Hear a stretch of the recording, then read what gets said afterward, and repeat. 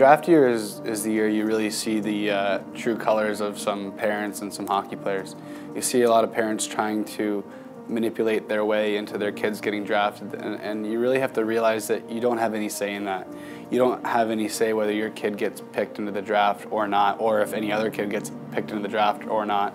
You kind of just have to go into that season, play the best you can as a kid, and realize it's not the end of the world if you don't get drafted. A lot of the players that don't get drafted go a lot farther than the ones that do. Play more than one sport.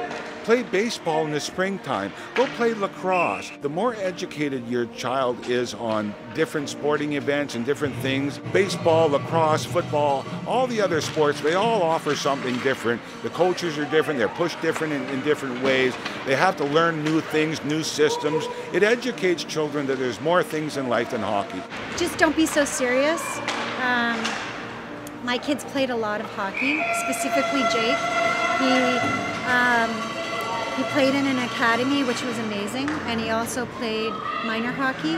Sometimes you have to make choices that are more suitable to your child, and don't be afraid to follow that. Hockey's great, and right now it's 12 months a year, and sometimes they need a break.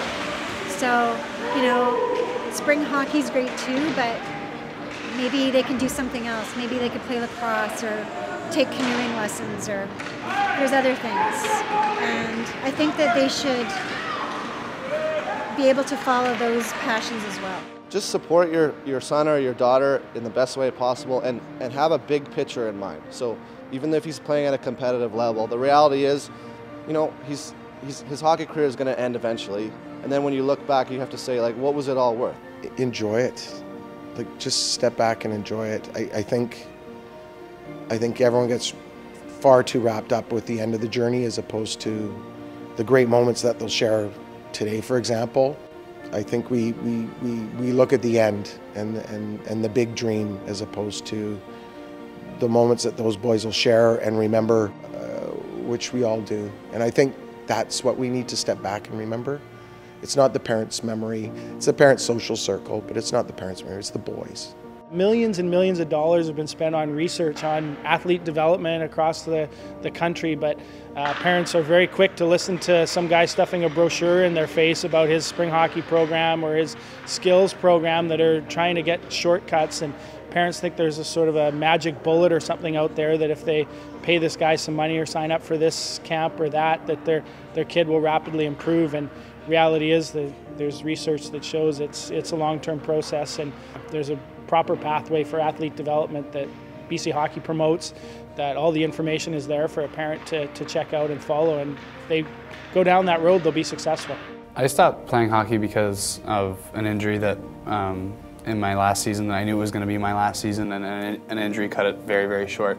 The lifelong friends you meet through hockey, the time you put into hockey, and the lessons you bring with you are always going to be a part of your life. And never take it for granted, because when it's over, you really aren't going to believe how much you miss it. It was a real shocking wake-up call when it was over. So as a player to a player, don't take it for granted.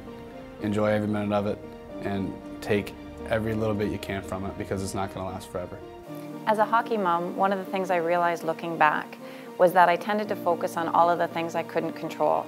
I focused on whether or not he made a team, if he had a good game, if he was getting enough ice time, and there was nothing I could do about any of those things, and I would get myself pretty wound up about all of those things.